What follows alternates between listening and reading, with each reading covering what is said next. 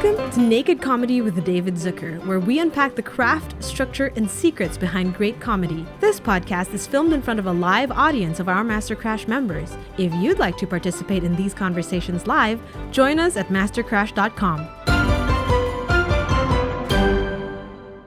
Welcome everyone who is here to watch David Zucker's new podcast, Naked Comedy with David Zucker. We have a very, very special guest with us today, Jim Herzfeld. He's an amazing human being. He's a friend of ours, and we love having him around. But that's not the reason we have him on this show today. We actually have him on the show because he knows what he's talking about when it comes to comedy, writing, TV, and films. Well, we'll see about that. That's what I was thinking. Yeah. So Jim is a veteran screenplay writer. He's old. Yeah. You translate everything she says. all of his bio. Yeah. He's best known for comedy classic Meet the Parents and its hit sequel Meet the Fockers. Yes, I love how she threw modern in there. Yeah, It's been 20 as years. opposed to classics that David does. Yes. Okay. I do the classic, which means All right. I'm washed up. There might have been some. That means he's older There than might have you been are. some overlap, I think, with the scary I think I am the older scary than you movie are. stuff. You are a little older than me. Okay. Jim got his Yes. start in television, and he worked on Yes. several iconic TV shows like Married with Children and It's Gary Shandling's show. Yes. Before moving into features where his knack for awkward situations and razor-sharp dialogue took center stage. There we go. Whether he's putting Ben Stiller through the world's worst weekend or navigating studio comedy, Jim's work proves that great comedy comes from great discomfort. Okay, I'll go with that. All right, Jim, we're so happy that you are here with us on David's podcast, Naked Comedy. And let me just start by asking both of you, what movie was it that you saw and you thought, I can do this, I want to be in comedy, I want to write? I remember thinking, I want to do this, but I didn't go, I can do this. I can do this is pretty bold. I remember distinctly thinking, hey, I have a sense of humor. Hey, I think of interesting things all the time. And then I more had I wonder if I can do this. And then I got into, well, clearly somebody's got to do it. And then eventually I realized that I was in a certain situation. This is around early college where I went, all right, I'm going to go for it. It turns out I was more qualified than most because I got into UCLA Film School where they took 1% of applicants.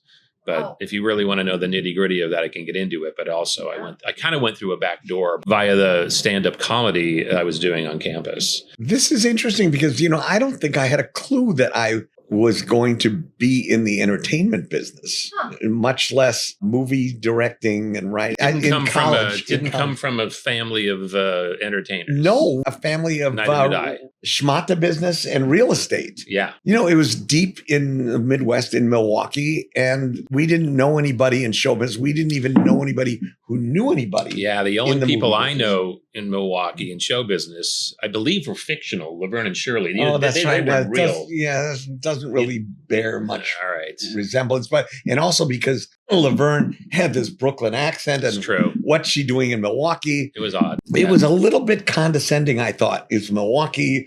They worked at a beer factory or something like this. Of course, it was a kind of a trope in a way because it was that or the cheese factory. That's right. They could have gone lower with that, but. You mentioned Gary Shandling. What was the talk show thing that he did? Well, he did Larry Sanders, that came after I was already writing movies. Okay. But that's a great show.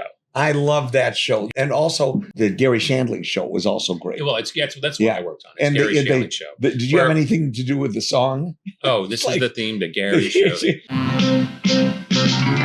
is the theme to Gary show. The theme to Gary show. I still have in my coffee mug that I had on the show. I still have it 40 years later, not that long, 30 some odd years later.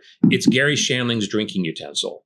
It says on it. And then I had a shirt that said it's Gary Shandling's t-shirt. Yeah, it's very, very self-conscious, which is great. It's the premise of the show was just so happened to live in the condo in Sherman Oaks that had the television cameras. That was kind of the premise of the show, where he moved into this place and there were television cameras, and then he would come out and kind of almost like he did with Larry Sanders, he would come out and start doing a little bit of a monologue. Hi, today on the show, we're going to, and he would talk about how they're doing a show. He completely broke the fourth wall, but it was always under the guise of, these things just happen in his special condo. Right. It's so original. And that's what I love about Shandling. Yeah.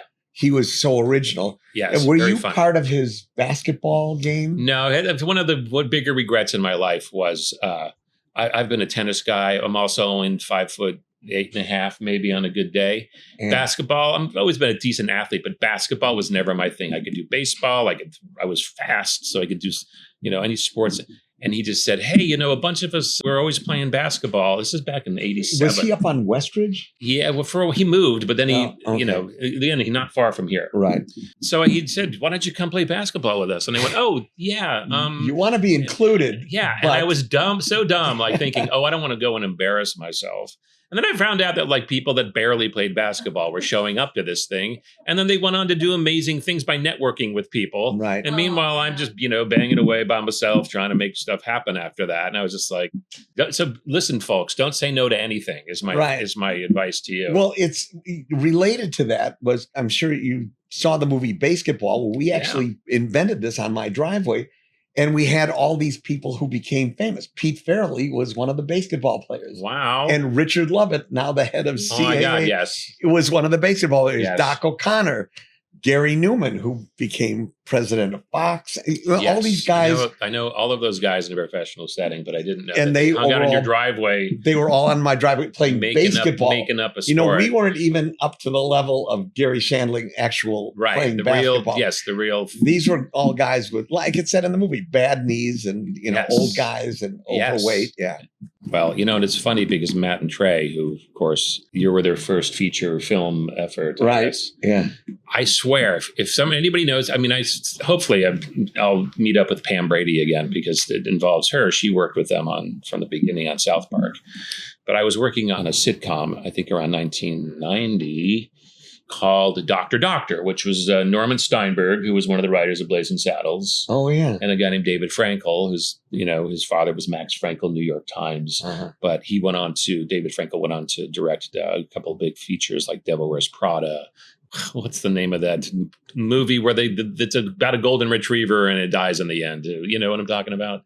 But that was a hit. Scott Frank wrote it. Pam Brady was on someone's desk as an assistant, and she and I hit it off. She was not, I didn't have an assistant. I was just a story editor.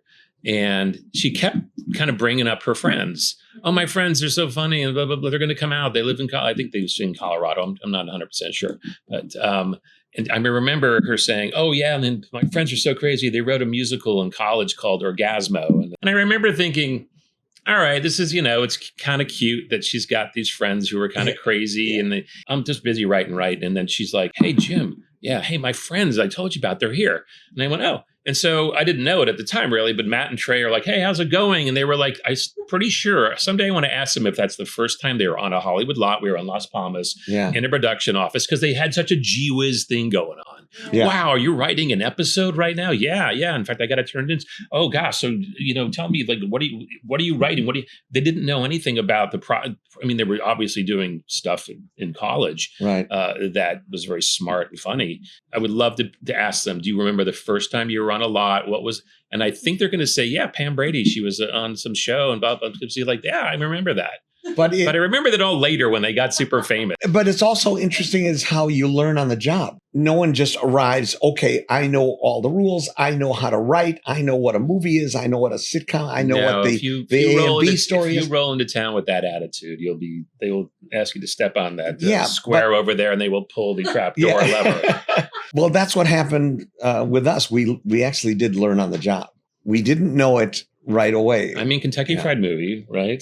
John Landis directed. We actually watched him direct, and we learned, okay, that's what a director does.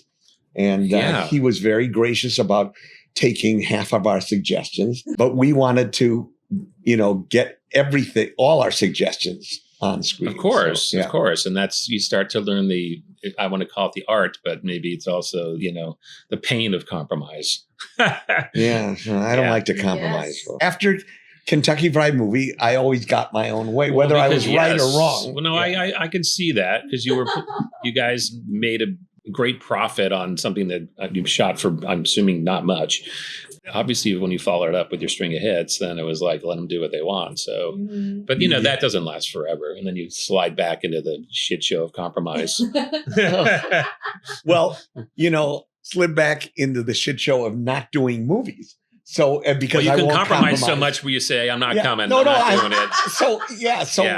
It's, but I will get back in the business. I'll show you. You're in the business right now. Here we are doing a podcast. That's right. Now, you guys have actually worked together. My takeaway from that is David, I don't know who contacted who, but David decided to get in bed, I guess you could call it, with the Chinese. With the Chinese, yeah. Yeah. Because you know what? They have a lot of money. Well, they had some money and I was, looking for something. So we got this thing and it was he found them on Temu.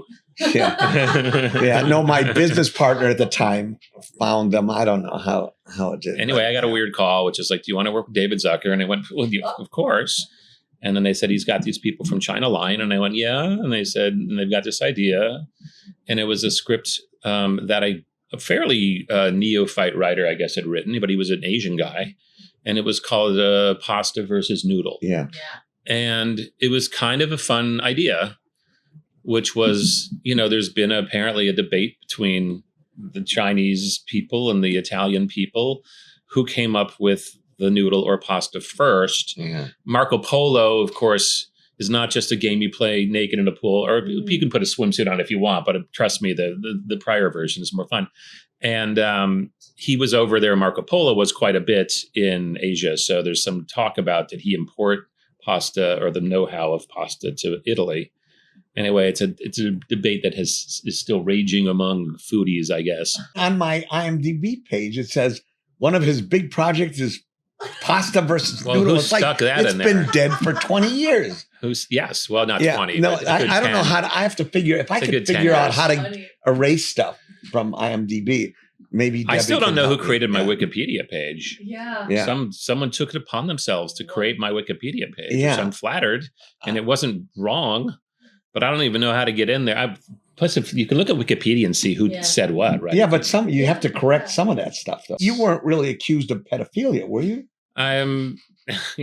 No, it was pedagogy. Pedagogy, that's right. And they get a typo. One misspelling and your career's gone. I know. But anyway, pasta versus noodle. And here's my takeaway from that. When you're working for Chinese people and you're writing a comedy and you're taking, using all your time and patience and skill and experience to just come up with a very clever verbal joke, you are what the Yiddish would call a schmuck.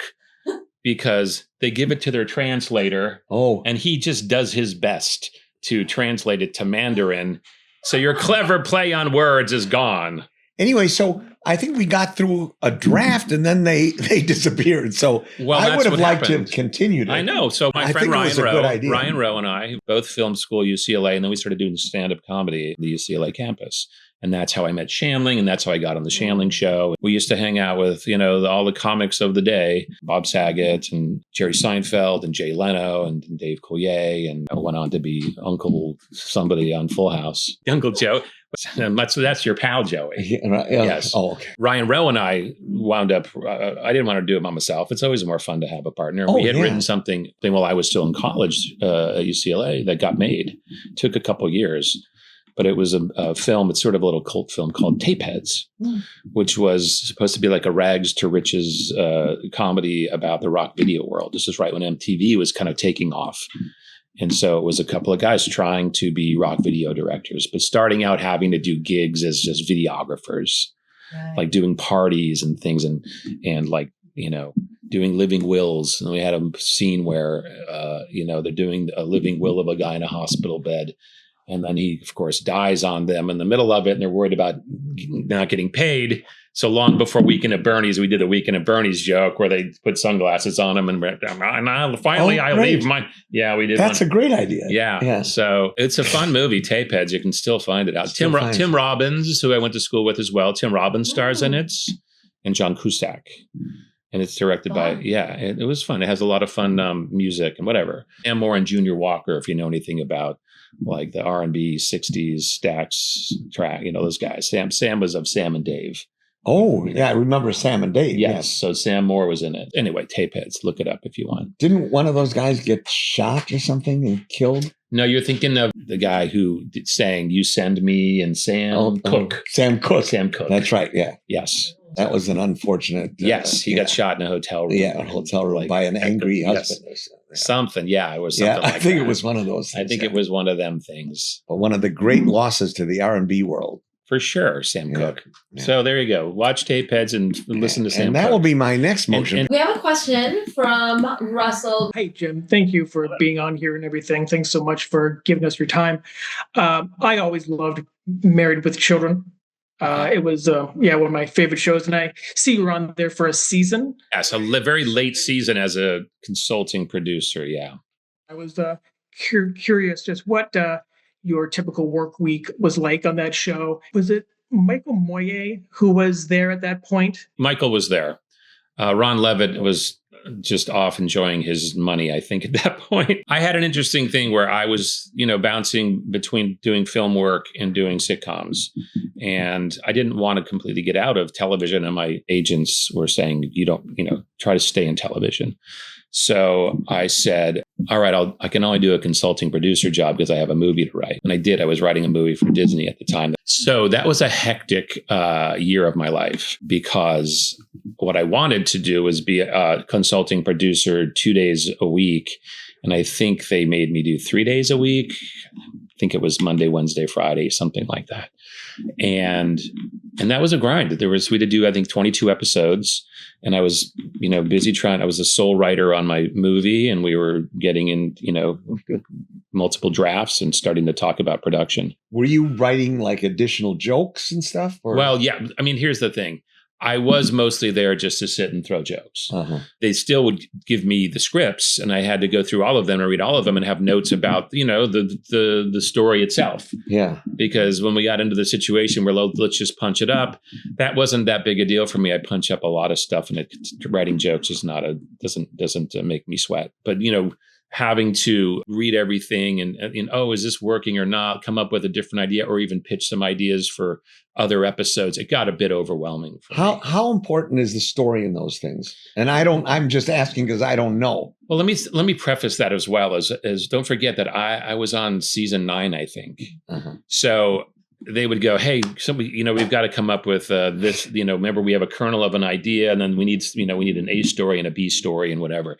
And so I'd go, oh, hey, what if Peg joins this book club? And like, we did that in season 6, episode 14. Got anything else? Oh, wait, what if Bud gets into a fight at school over, and they're like, stop right there. He's gotten into 4 fights.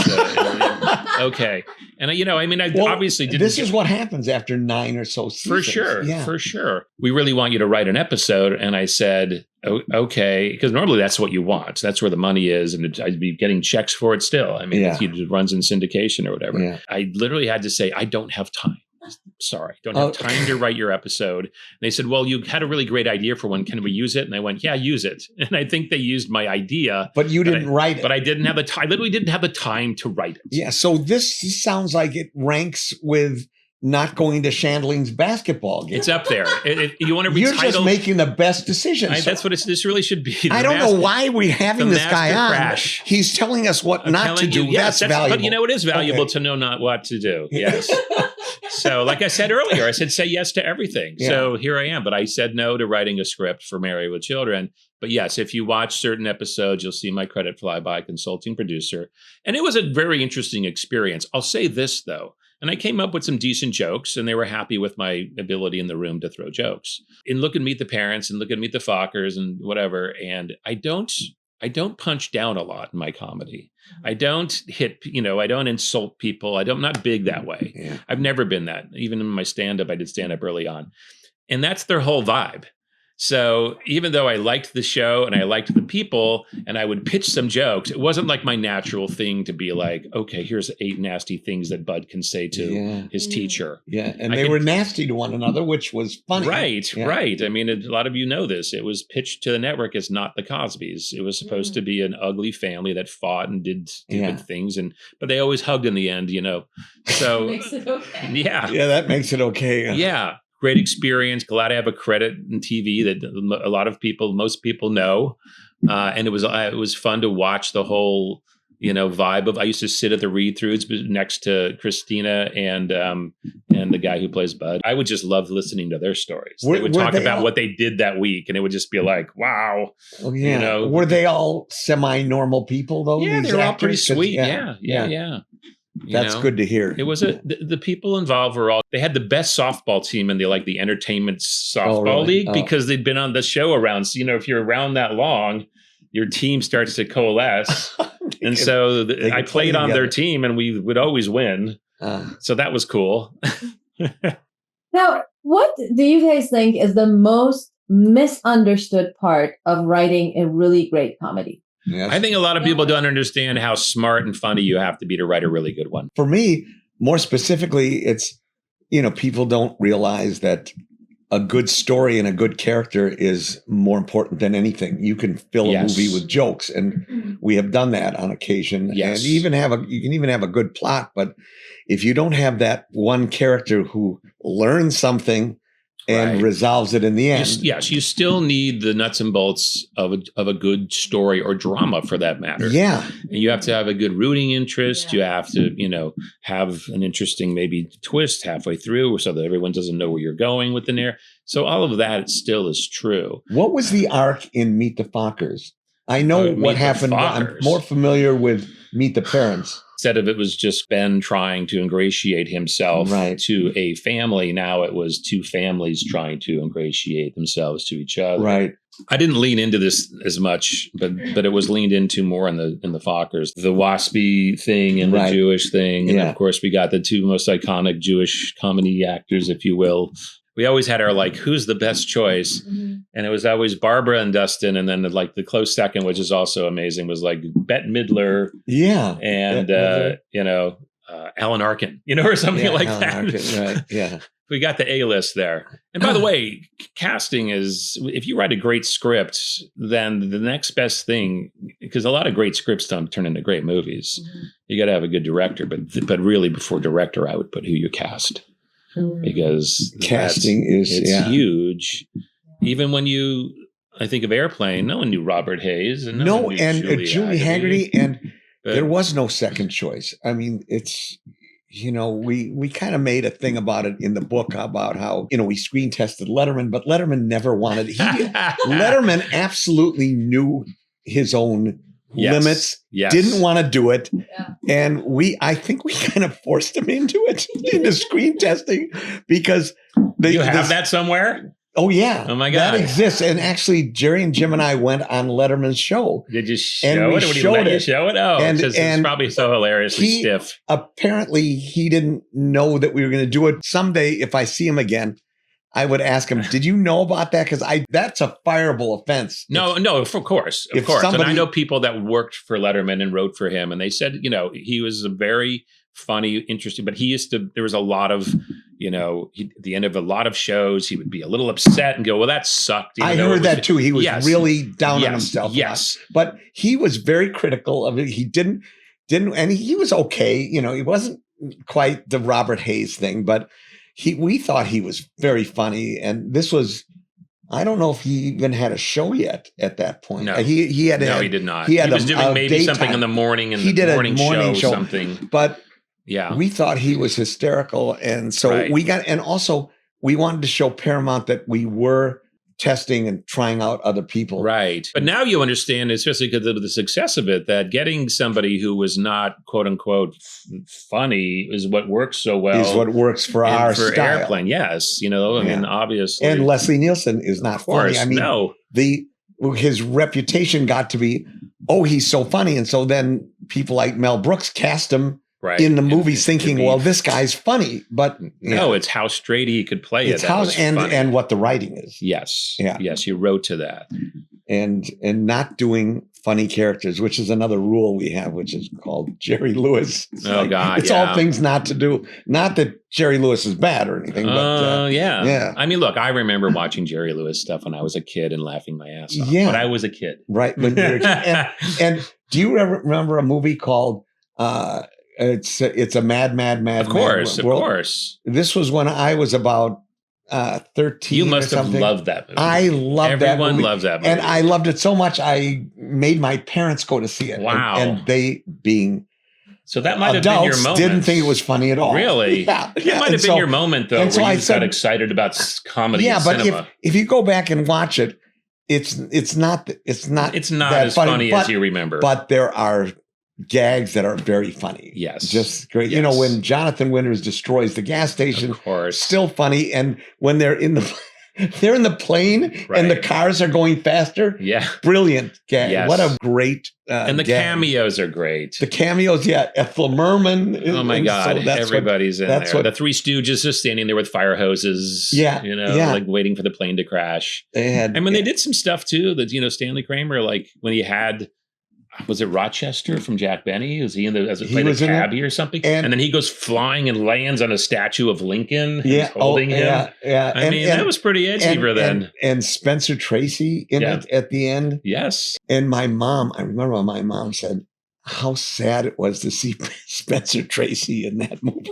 Oh, how she thought it was sad. And then, my God, it probably made more money than any Spencer Tracy movie in history. Yeah, probably. But then I realized later, you know, what she meant by that. And, you know, okay, it may have been a little sad. Well, if you watch Guess Who's Coming to Dinner.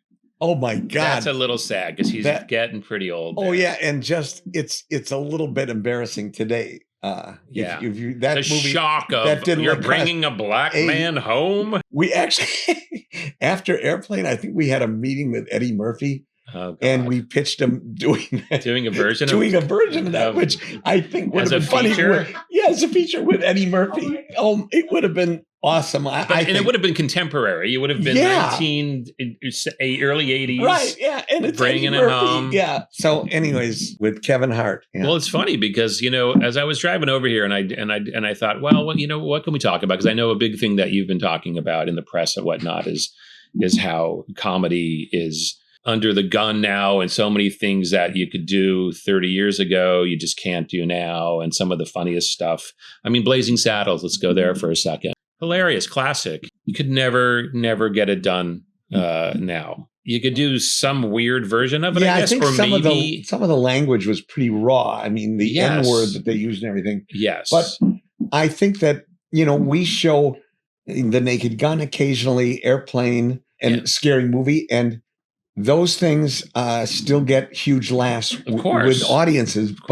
And sometimes I get the question, could you do Airplane today? And I say, well, of course we could, just without the jokes. The truth is, Airplane wouldn't get past the studio boardrooms today. Right. It would, it'd say, wait a minute, you're making fun of Black Jive, or you're doing, everybody's too sensitive. Yeah. Or it could have been that the ratings board could have snagged us on some of that stuff.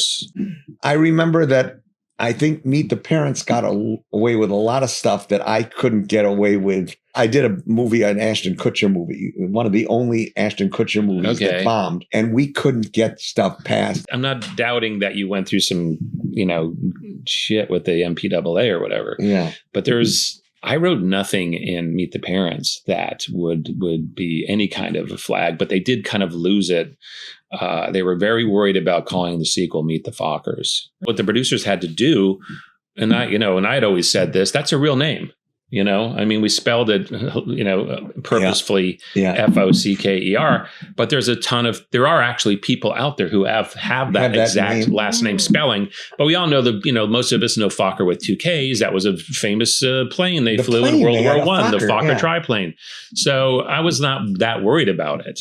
And so of course they did like this global search for, is your name Fokker? Can you help us convince the studio that you people exist, and that it may mean something too. Yeah. Well, but not anything. Right. I don't. Yes. Untoward. I mean, if you want to do a deep etymology dive on where we get, how do we get to the word, the fuck word? Yeah. You know, it's always like, well, this in German, this kind of meant this, which it could have been just something that was, you know, like fornicating or something. Right. It's never, the root of it is never, oh yeah, that always meant fuck in some other language. It's always, no, it meant something else and then it became something. And then all of a sudden fucker meant, you know, whatever. And So it's never a straight path, to wind up being a swear word. It usually there's some curves involved.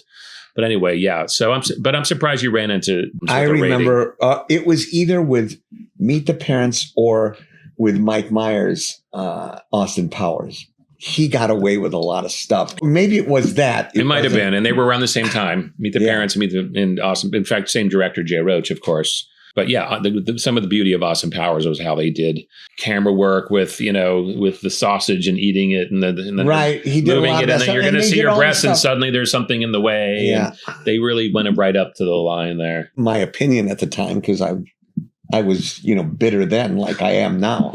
So and I thought they let Mike Myers. He's the big. I'm just like on a little pump car. Well, Mike Myers was at one point considered for the role of Greg Focker, Gaylord. The first draft of Meet the Parents, I wrote it for Steven Soderbergh. He had Sex Lies videotape to his name and a couple other movies, but this was going to be his foray into comedy. And so I worked with him a very little bit and then went off and wrote it. And then I turned it in and he went, wow, this is hilarious, but it's way too commercial for me. So I'm out. And then the next movie he did was Out of Sight. Elmer Leonard book. Scott Frank does the draft and gets George Clooney and J-Lo. Yeah. And it's wildly commercial and it's a big hit. So, and then after that he did Aaron Brockovich. So he just. But there is something to be said, as you were mentioning before, as to getting a real comedy director. And Jay Roach is that. Well, and I'll stick a little thing in between Spielberg. I'm sorry, it's Soderbergh and Jay Roach was Steven Spielberg. He was on it. He was attached to direct it. Oh, really? Okay. With Jim Carrey playing the lead role. Yeah. So I did a lot of drafts, with the folks at Amblin, a lot of meetings with Spielberg and Jim Carrey. Wow. So I wrote, and then the first draft that Ben Stiller read, he went, wow, this kind of reads like it's written for Jim Carrey. Well, yes, it was.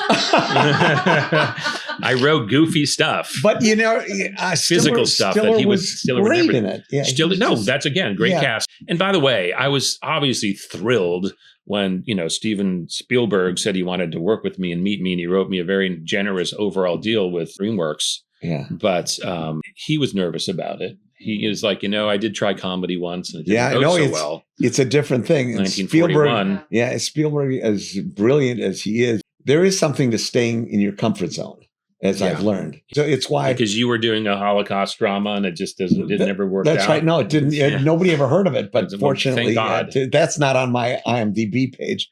But I live in a kind of a crazy house with half of a rock band and my ex-girlfriend, and everybody says, oh, you have to do a sitcom or a reality show about that. And I think it would be a good idea, but I don't want to do it. Yeah, this could be good. And then I watch an episode of Curb or of Seinfeld and I say, no, I can't do that. I mean, I could do 3 episodes, but to do what they did for 8 years, I admire them, but I don't think that I can just say, oh, because I've been successful in movies, I can just go in and knock off a TV series. I don't think I can do it. Yeah. I mean, I'm sure there's lots of funny things that happen here, but again, And to your point, how do you set up a model of sustainability where you're constantly generating episodes? And because you have to hire other writers. And then somebody's got to be Larry David and ride herd on the whole thing. And I don't want to do it. I have 2 movie scripts that I want to do, and that's what I'm working on. Yeah. Well, the theater needs more product. The big screen needs. Well, then there's no movie comedy. Couldn't even tell you. No comedies are coming out and making any kind of a dent, I think. No, the good comedies are on TV. You have Matt and Trey, South Park. Right. And Impractical Jokers. There's no movie comedy because the studios are they're all hacks. And so I don't know if you saw the new Naked. I haven't seen it, but I will. I didn't see it in the theater. I watched it at home, which old people like me prefer that. Yeah, well, no. I just put on my 100-inch screen and my 5.1, and you don't want to spend money on going to a theater. I think I laughed out loud once, which is 40 times less than I did when I saw your original. It's like this is my bitterness coming out, and so since you're here, I can vent on you. I got you. Because look, I think we can agree that in a weird way, there was some flattering of, I know it made you mad, but when someone goes, I love your stuff so much, I'm going to make it. And you go, right. Great. But then they kind of like and what am made you stand over the trapdoor. I wrote a script, and we knew what we were doing. These guys who did it are big fans of Naked Gun. That's what I'm saying. Seth MacFarlane's no slouch. Seth MacFarlane is very successful and important at. He can print money because he's got that Family Guy, and he's got the Ted movie. So in awe of Naked Gun, he thought, well, since I've been successful in this, I can do this. I can do this. But they love it so much. I've likened it to one of these crazed psychotic killers who, as they're choking their victim, says, I love you, so I must kill you. Wow. And so they ended the Naked Gun franchise. Well, and that's it. But that's what I worry about, because did they? Yeah. No. You don't think they're talking about the next one? Well, even Liam Neeson has said he doesn't want to do another one. And he's too old. I know, but then they start throwing all the money at him, and Pam Anderson goes, I want to do it. And then Liam did it, and they're dating. I don't think it's even qualifies as success. It was in $25. It was not as successful as the least successful Naked Gun movie back in I know, but there's such a dearth of comedies out there now. I'm just saying, so they'll even brace yourself. It could happen. Well, no, it's they're doing Focker-in-Law now. Yeah, they're doing the fourth. That's a better idea than trying to do Naked Gun. I don't disagree, because Focker actually, the first Meet the Parents, Meet the Fockers did very well. Yeah, and then Jay Roach and myself, for that matter, weren't involved with Little Fockers, and so that was not great. And the people involved gave it the old college try, but they didn't really have much to go on. Did they even think of going to you first, though? I mean, because I was super busy at the time, but at that point, if you really want to get into it, there's a guy named Larry Stuckey who's a great guy. He was Jay Roach's assistant, and he wanted to be a writer. They let him do the first draft or two. He's a talented guy. They never really cracked, what is this? What are we doing with Little Fockers? So important. Okay, so kids don't try this at home. Ben and Bob got paid, the old armored car, dumping it in the driveway stuff, and which is great. But I was like, well, they've killed that. Did they even go to you first, though? No. Oh. Because you're over 50. Well, I wasn't that old. Thanks. But I was very busy. I'm sure there were other good reasons for never going to. I was booked back to back to back. I just worked constantly. And so I was just like, I understood, I like Larry. Larry's going to give it a shot. And I would get on phone calls early on and just be like, well, here's what I would do. And whether they took it or not, who knows? Yeah. But then that was not 20 years, probably almost 20 years ago. Or what are we in 2025? It was maybe 15 years ago. I think it came out around 2010, I think. 10 plus years, sometimes people go, are they going to do another one? And I always said, I don't know, but if they do, then to me, the organic thing to do, the clear thing to do is now it's Ben's turn to be the father that has to meet the person that's trying to become their, son or daughter-in-law, whatever. And so sure enough, that's what they've done. And John Hamburg wrote a great first draft, or a couple of drafts. So that's ongoing. And he's directing it. Yeah, in fact, they already shot it. Oh. And so I reached out to John and said, are you doing a round table? Because I did a lot of round tables, a lot of punch ups. Yeah. And he went, we didn't have time. And I went, oh, that sucks. And I said, if you want to send me the script, I'm happy to, what I call margin scribbles. Back in the day, I used to actually print it out and get the pencil and just scribble jokes in the margin. Yeah. Now it's like, it's in final draft, and I open a note. And I know. And so which eliminates me. I can't work any of this stuff. See that? That's why you have Ellie. She could stand next to you and you could just dictate jokes to her. So John was gracious enough to say, yeah, man, anything you want to send me, let's do it. So I did send a fair amount of jokes his way. And again, it's his movie. He's directing it too, John Hamburg. Jay Roach is just producing it. Yeah. So, but they have Ariana Grande is the Focker-in-law. So we talked about how important casting is. I thought that was a brilliant move. Brilliant. I can't think of any, because she's very funny. Yeah. If you haven't, really taken a look at her SNL work and her earlier, she learned her chops, I guess, was it a Nickelodeon person? Yeah. Yes.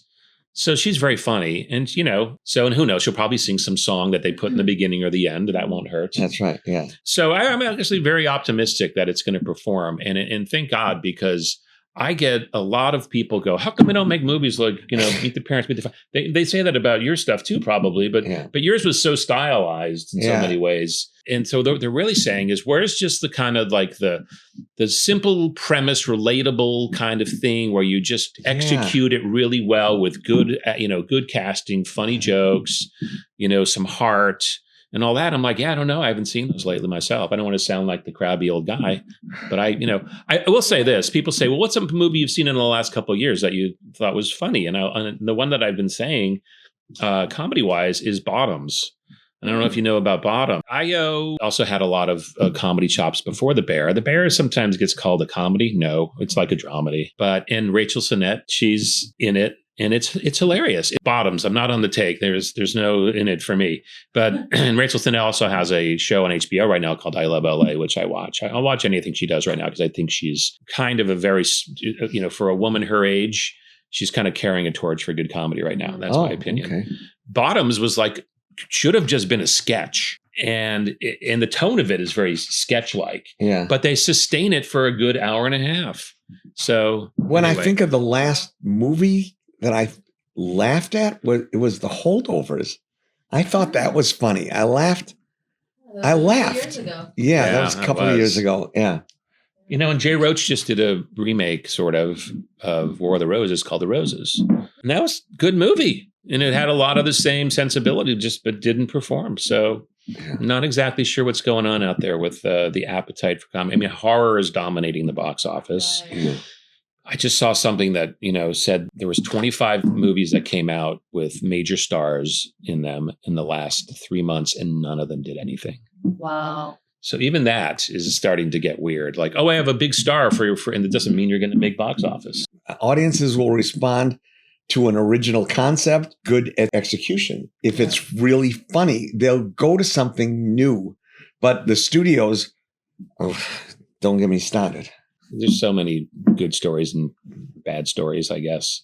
I had a pretty good experience working DreamWorks and punched up a lot of their comedies during that period. Also Disney. One time I sat down and wrote all the films that I, did a comedy pass on. And it's funny, people, my credits don't really reveal how I, managed to sustain 30 plus years as a comedy writer. So much of it is uncredited stuff. And that's just the nature of it. It really depends. If you have a prolific producer who believes in you, that's what you want. Mm-hmm. You want somebody who's constantly making movies and they go, okay, of course we'll bring Jim on at this point. So that I sort of had that a bit with a guy named Jordan Kerner, who started to do a lot of the franchise-y kind of comedies. He did the Inspector Gadget movies. I wrote jokes for the 101 and 102 Dalmatians. John Hughes did the first one. I didn't work with John Hughes, who, of course, John Hughes is brilliant. We all, He did original thing. Everything he did was original. And you know what? And then Judd Apatow sort of became the John Hughes of, the 21st century. Yeah.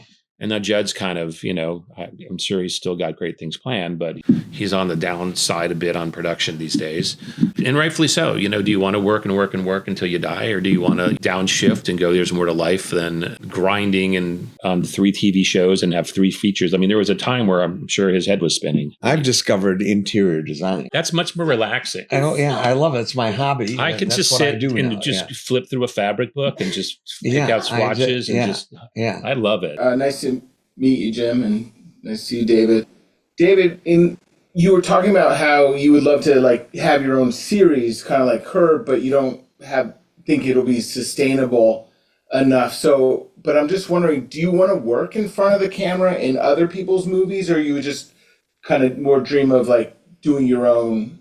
No, I mean, I don't want to do a sitcom, and I don't want to appear in TV or movies unless I can do it better than any regular actor.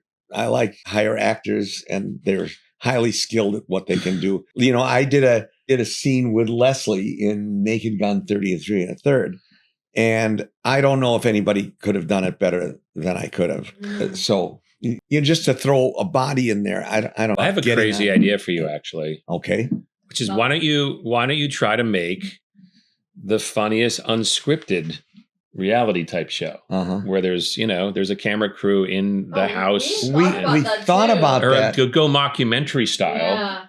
Because it would be fun to see you in your natural habitat, and it would have an air of authenticity, as opposed to hiring a guy that's most like David Zucker Right. Yeah, no, that they awkward. thought that, and then didn't we have somebody write a script? We Lewis and I tried to write a script, and Lewis wrote part of and he got the characters. We have like documents on this. We have story beats. We have character breakdowns. We have so much material. I know, because Larry David famously never wrote us any scripts for Curb. They literally just had a 2 or 3 page outline, and they would improvise. And it was just like, make sure that we get this information out so we can throw to the next scene. And everybody knew that at some point they had to kind of touch on these 3 things, and then he let them run wild. Yeah. Let me ask you this. This is, since I'm guess not supposed to ask questions. You are. You can absolutely, Because I don't watch the stuff I've done. I mean, if it's on, sometimes if I'm flipping and I go, oh, I'll watch a little, but I don't sit down and watch. And I don't invite me. You couldn't pay me to have people over and watch, Meet the Parents, Meet the Fockers, or some of the sitcom. Actually, some of the really early sitcom things I did, I have on VHS tape still. Oh, yeah. And if I could figure out how to put them on digital, I'll figure it out somehow. Right. Then I might invite people over just because it's just, look what I wrote when I was 28 years old, blah, blah. It's kind of, but do you watch your own stuff ever? No, hardly ever, unless it's been a long time. It was a long time ago. And it would be people maybe bugging you to do it, and you would invite them and make a thing of it, or you just... No, I recently screened Scary Movie 3 at the Gardena Cinema, which is this, but that was an 1,200 event that people and I watched that, and Simon Rex was there, and I did a movie called An American Carol, and I watched that a year ago, and because I hadn't seen it in 20 years. I loved that. I thought it was great. But the Airplane, we screen it all the time. I've been screening it with Bob Hayes. Go on at the end to do so you Q&A. I don't watch it. If you smoked, you would go out in the lobby and have a few, and then you would... That's right, like Groucho said. Yeah. For 5 years, I tried to make a movie out of that Airplane script, and the answer was no everywhere until, we got it done at Paramount. So I've got a script now that I'm, that I want to get done, and I've just focused on that. If I can't direct Star of Malta, I'll just keep redoing my house. Why not? I'd rather do that than work in the business at anything. Yeah. I almost would like to just hook up a belt with a drone, with a thing, or a drone that would follow me. You. It might get a little weird in some of these nicer cafes in Brentwood. If we could rig up a couple of cameras that would be hidden in hats, and I have a person in front of me and a person behind me, I could do that and do a true hidden camera show. Yeah. Yeah. Impractical Jokers do, that hidden camera, but that's a big crew and a lot of cameras. And now when I do stuff, I start disrupting places, like in a restaurant, and somebody will say, I saw your show on Pico, or a guy said in CVS, and don't call me Shirley. So I was making a scene at CVS. Wow. And I was leaving. I was leaving CVS. Yes. And there were these elderly ladies coming in, and I said, well, hello and welcome to CVS today. And so they would come in, and then more came in, and I said, oh, after you. And they would say, geez, that's so nice of you. I said, that was nice of me. And, I was born in the Truman administration and all this stuff, which about is the level that I feel at, being, passed over for the Naked Gun remake. And not even a greeter at a casino like Willie Mays did for oh my gosh, years. Did he? I know, yeah. Thank you so much, Roger. We have, one last question. How do you add jokes to somebody else's script while making them sound naturalistic and like they're part of the actual story in the movie and not like inserts? I mean, if you're a good writer, then you're always writing the comedy from the characters and the situation. And also, what a big thing is that ruins a lot of comedies? You don't stay consistent with your tone. I can start reading a script and immediately start writing jokes in the margins, because pretty quickly I can sum up, what's the tone, what's the situation. It's funny, when I worked in sitcoms, I remember like you to have ideally three jokes per page. And by the way, in sitcoms, the dialogue is double spaced. So that's a pretty aggressive tempo for comedy. And feeling that is because in movies, we did do 3 jokes per page. Well, especially especially in our kind of style. When Airplane came out, it was like, oh my God, there's so many. It was packed with gags. And, right. It's the machine gun kind of pace of the gags is what made Airplane so great. To answer your question again, you're first and foremost a writer. I've seen a lot of stand-up guys that write good jokes, try to write screenplays, and they don't really nail it because they're not thinking character and story. I had the good fortune of going to UCLA and doing 2 things at the same time. One was doing stand-up comedy around campus, and so I was constantly having to write jokes. But I also started to learn in film school, structure and film and storytelling. And then I also had written a lot of things before I even got to college, just like in high school, if there was, the pep rally was going to do a sketch, they always just came to me and I would just write it and I would MC the talent show and just stuff like that. So I kind of backed in. I didn't go off to college going, I'm going to write movies. But ultimately, when I got to that point in my life where they go, well, you have to declare a major. You can't just hang out. Yeah. And I went, crap, I guess I'll apply for film school. And like I said, there was a 1% acceptance rate. Wow. But because of one of the professors named Howard Suber, who only retired like a couple of years ago, he had come to a number of the comedy club shows on campus.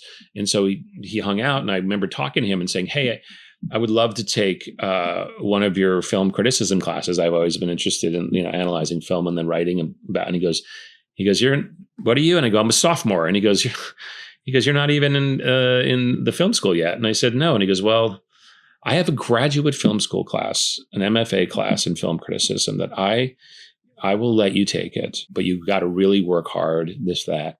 And I went, wow. Okay. And I got credit for it too. It was a weird thing where I managed to still get the 4 units of credit. But there I was, like this little, I always look young for my age. So I probably looked like I was 16 in that class. And it was with guys who were getting their MFAs. They all had graduated and done something else. So they were all like 5 years older than me. But I literally took it so seriously and worked so hard on them that about, maybe 4 or 5 weeks in, he pulled me aside and said, wow, you wrote the best paper in the class this week. So just back to the 1% acceptance rate thing, part of the thing that when you apply to film school is you have to submit a film criticism. So I already had that in spades. And then it turns out there's like 5 professors that 3 or 4 of them have to say, this guy's getting in, and Super was one of them. So I kind of gamed the system a little bit there by getting into film school. But yeah, I mean, it was a good combo and, reverse engineering and going, how did I wind up where I was? Well, learn how to write jokes and learn how to write movies and learn how to study film. I don't recall getting any formal training. We just learned by making a lot of mistakes. Right. Yeah. Yeah. But I mean, you had your group, your gang. We had our gang and we just did, we started out just, we were making jokes. We were funny guys.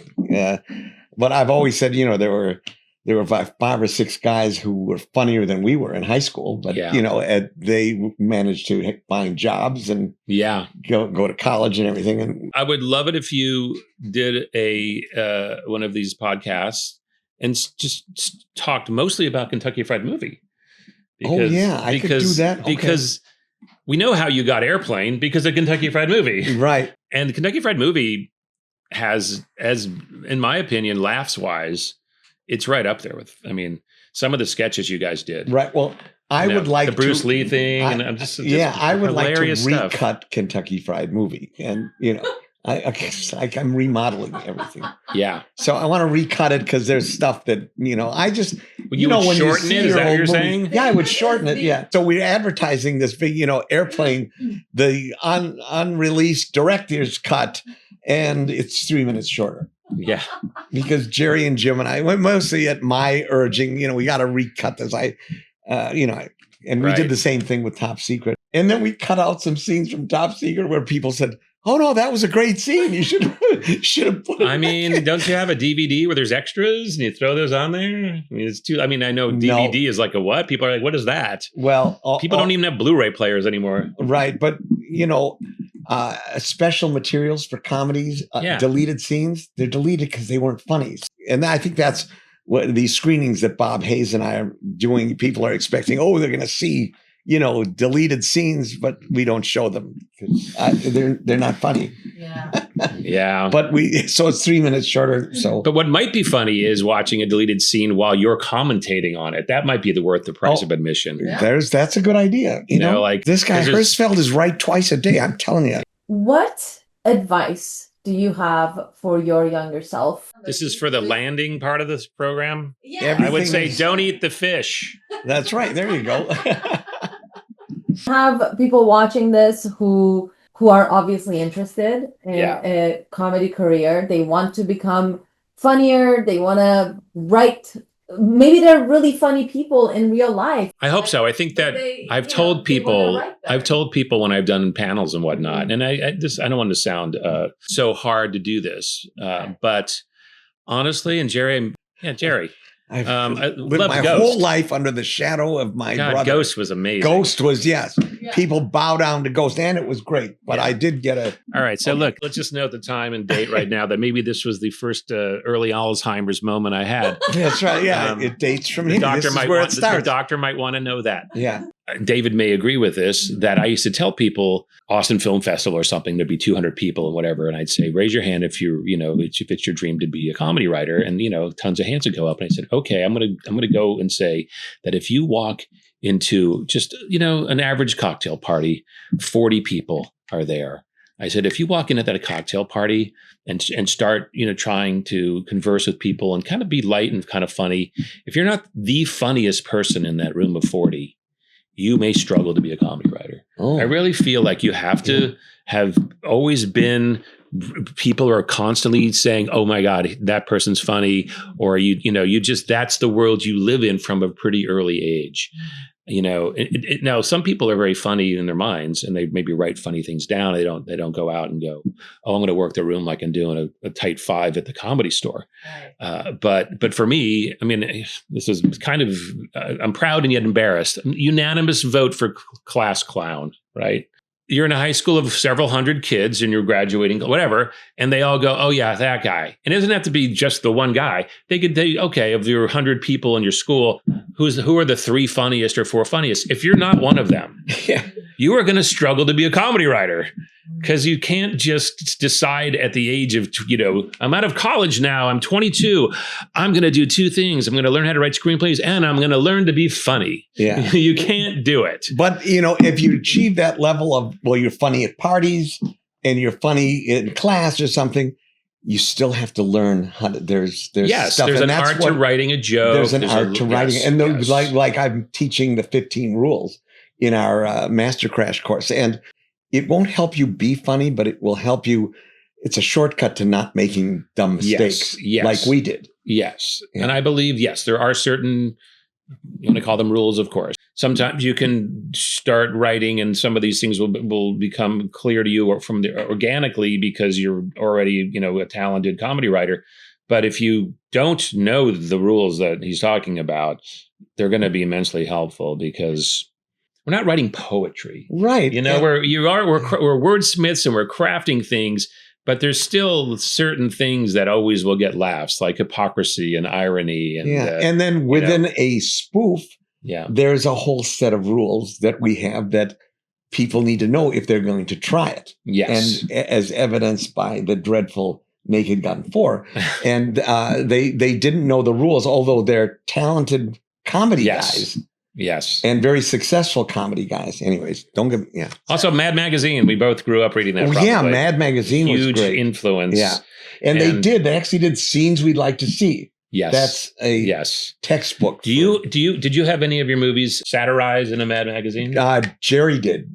Of course. Getting back to Jerry. Because you did probably Ghost, maybe. Yeah, Ghost. Because you have to have a straight movie, sort of straight. Right. No, it was straight. Even though it had funny things in it, it was very straight. And it was spoofable, and Jerry thought it was great. Yeah. Yes, because, it may not be too late, but if he doesn't have the original artwork, you can call and try to get it. I have the original artwork for Meek with the Parents. Oh, really? They did and Repeat the Fuck-Ups. Oh.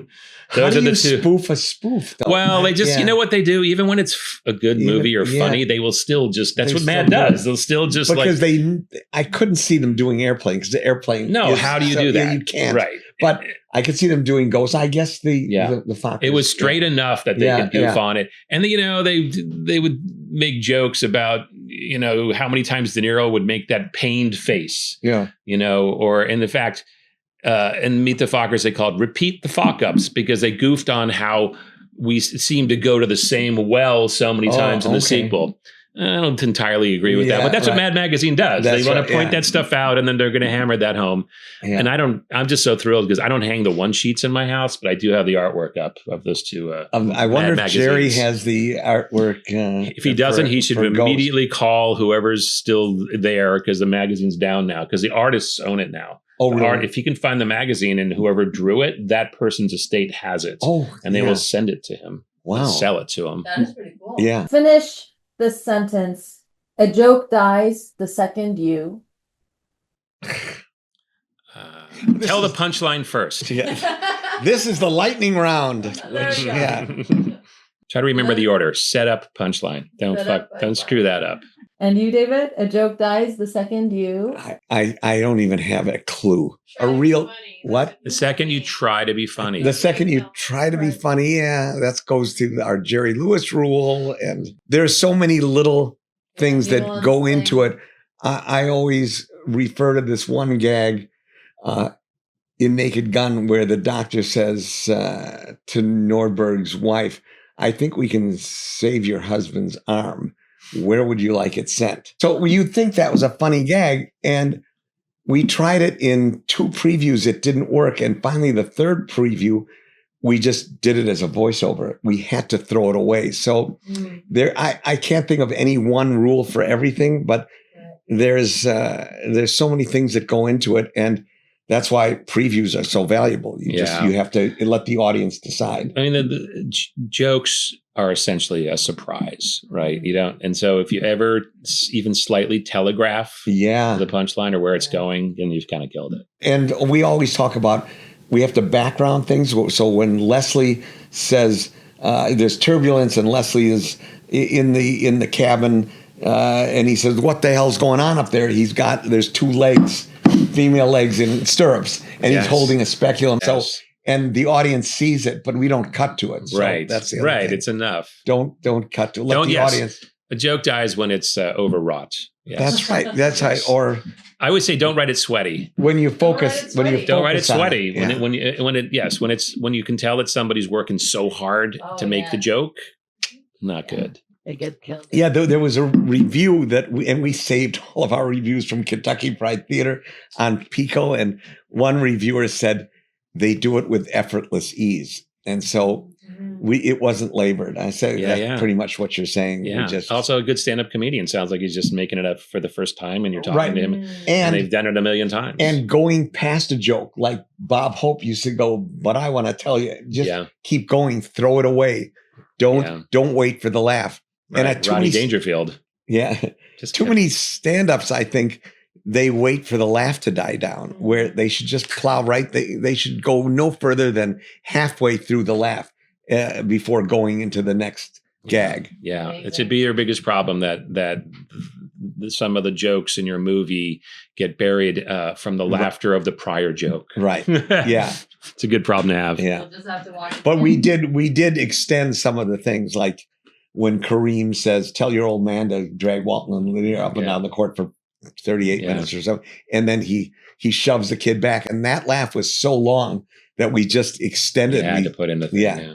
Amazing. Well, thank you so much, Jim. And you knew more than I thought you ever knew. I know. It's, don't let the face deceive you. Right. We'll have him on again if he can navigate the 4 or go to 60 minutes overtime for more material. Yeah, that's right. Well, thank you so much for being here. And thank you guys for joining online. We will see you next time. Are you wondering how you can ask a question during one of these episodes? Being in the room is easy. Join us at mastercrash.com. Thanks for listening.